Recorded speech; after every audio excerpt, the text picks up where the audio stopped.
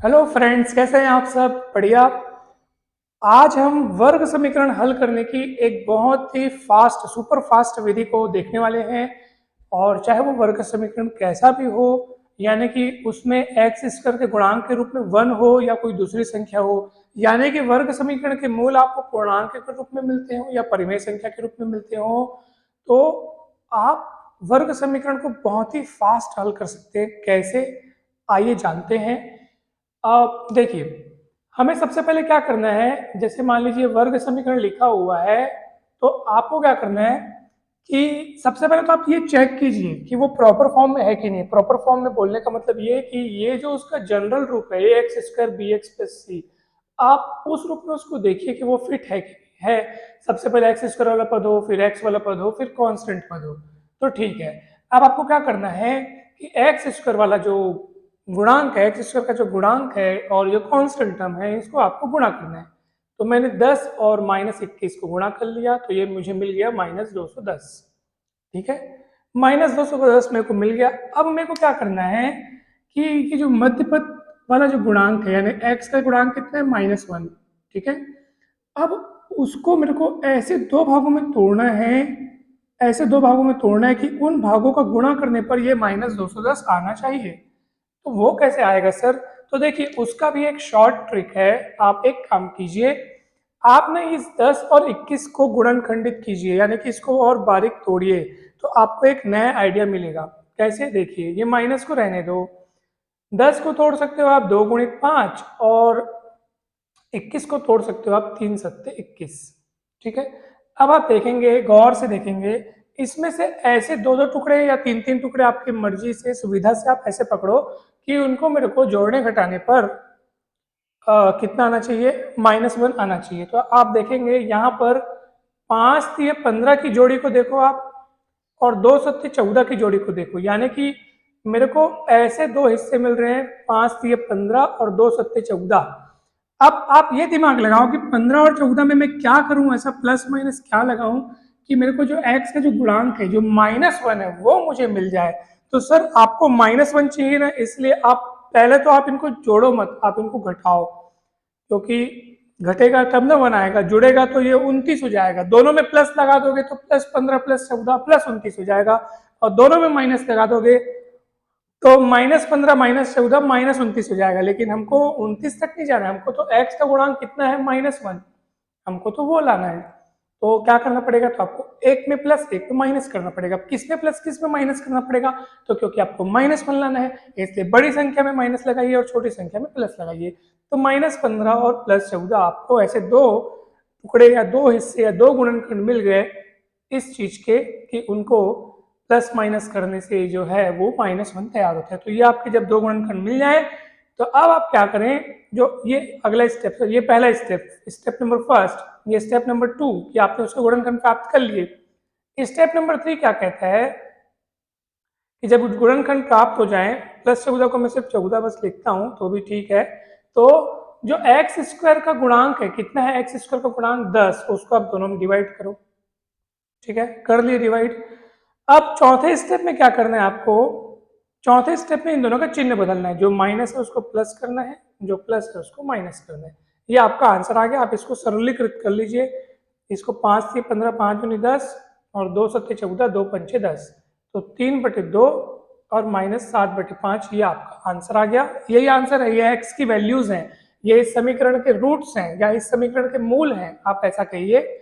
तो बहुत सरल था ये। आपको फिर से बता दूं, आपको क्या करना है, एक्स स्क्वायर का गुणांक, यानी जो प्रथम पद है और उसका गुणांक, और ये कांस्टेंट पद है, इसको आपस में गुणा करना है। गुणा करने के बाद आपको ये सोचना है कि ये जो एक्स का गुणांक है, यानी जो मध्य पद का जो गुणांक है, उसको उसको किस तरीके से दो भागों में लिखा जाए कि उन दोनों भागों का गुणा करने पर मुझे -210 मिलना चाहिए। तो मैंने इसको तोड़ के देखा, फिर ऐसे टुकड़े प्राप्त करने की कोशिश की जिनका डिफरेंस जो है वो 1 आता हो। तो 5 से 15 और 2 सत्ते 14, और 15 और 14 में कितने का डिफरेंस है, 1 का डिफरेंस है। फिर आपको चिन्हों का ख्याल रखना है, क्योंकि क्योंकि मुझे x का गुणांक -1 प्राप्त करना है, इसलिए मैं इसमें कौन से चिन्ह लगाऊं ताकि मुझे -1 मिले।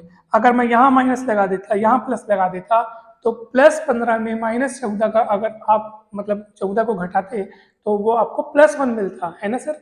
तो हमको तो -1 प्राप्त करना था, तो इसमें -15 और +14 करना पड़ेगा। तो ये आपको थोड़ा सा सोचना पड़ेगा कि किस में प्लस किस में माइनस किया जाए, तब आपसे ये सवाल आसानी से बन जाएगा। उसके बाद अगले स्टेप में आपको ये एक्स स्क्वायर के गुणांक को डिवाइड करना है, और डिवाइड करने के बाद सर आपको उसका चिन्ह बदलना है, अगले स्टेप में उसका चिन्ह बदलना है, और वही आंसर हो जाएगा आपका। चलिए नेक्स्ट देखते हैं, एक और सवाल आपका इंतजार कर रहा है। तो आप देखेंगे कि सबसे पहले तो वो प्रॉपर फॉर्म में है कि नहीं है, जनरल रूप में वो है कि नहीं है, तो हमको तो है दिख रहा है। अब यहाँ संख्याएं बड़ी बड़ी हैं, लेकिन घबराना बिल्कुल नहीं है। चलिए पहले मैं इसका गुणा करके देखता हूँ, और मुझे मिलता है, क्या मिलेगा मुझे नहीं पता क्या मिलेगा। इनका गुणा करना थोड़ा कठिन प्रतीत हो रहा है ना, बड़ी संख्या है ना। तो आप एक काम करो ना, इसके गुणा करने में समय व्यर्थ मत गवाओ, आप इसका गुणनखंड कर लो। जी हाँ, आप इसके गुणनखंड कर लो। 2 को लिख लो, 2 दूनी 4 या 12, 2 दूनी 4 या 12, माइनस आएगा सामने, माइनस में लगा देता हूँ। 117 को तोड़ोगे तो ये जाएगा, 2 से तो भाग नहीं होगा, तो 3 से भाग होगा ये, तो 3 से जाएगा तो 3 3 9, और 2 बचेगा तो 3 9 27, है ना, 3 9 27, 3 3 9, 2 बचेगा, 3 9 27, 39, और गुणित 3, 39 गुणित 3, 3 से भाग जाने पर 39, 39 के 117 होता है। आप और तोड़ लो भले इसको, या न भी तोड़ो तब भी चलेगा। आपको दिमाग लगाना है कि मेरे को ऐसे कौन से 2 टुकड़े प्राप्त करूं, मैं ऐसे कौन से 2 गुणनखंड प्राप्त करूं कि मुझे 25 मिल जाए, बस 25 मिल जाए। तो 2, देखो 2 दूनी 4 थी 12, 12 थी 36, ऐसे में तो मिलेगा नहीं, तो दूसरा दिमाग अपने को लगाना पड़ेगा।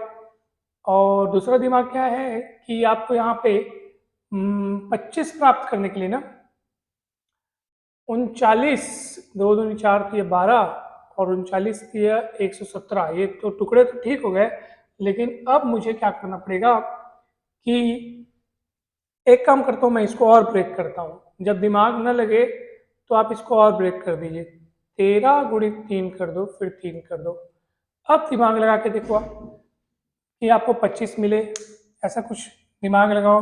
2 दूनी 4 थी 12, 12 थी 36, 36 थी 108, ज़्यादा हो जाएगा, और 13 दूनी 26, 13 दूनी 26, अगर मैं 13 दूनी 26 दूनी 52 ले लूँ, और 3 थी 9 थी 27 ले लूँ, 13 दूनी 26 दूनी 52, 13 दूनी 26 दूनी 52, और 3 थी 9 थी 27, ये देखिए। और ऐसे 2 भागों में तोड़ दिया आपने कि जिनमें 52 में से आप 27 को घटाओगे तो आपके पास 25 बचेगा। अब ये फर्स्ट स्टेप हो गया। सेकेंड स्टेप में क्या करना है आपको, जब आप ऐसे 2 टुकड़े अगर प्राप्त कर लिए, तब आप उसके बीच चिन्हों का हिसाब किताब कीजिए। चिन्ह सोचिए कैसे लगाएं ताकि +25 आ जाए। +25 आने के लिए क्या चिन्ह लगाना पड़ेगा सर आपको, मैं तो बोल रहा हूँ एक टुकड़ा +52 ले लो, एक टुकड़ा -27 ले लो, क्योंकि बड़ी संख्या प्लस रहेगा तो +52 में 27 अगर माइनस होगा, यानी 27 अगर माइनस में होगा तो हमारे पास +25 बचेगा, और इन दोनों टुकड़ों का गुणा करोगे तो प्लस वाले को माइनस वाले से गुणा करोगे तो आंसर माइनस में आएगा, यानी ये आ जाएगा।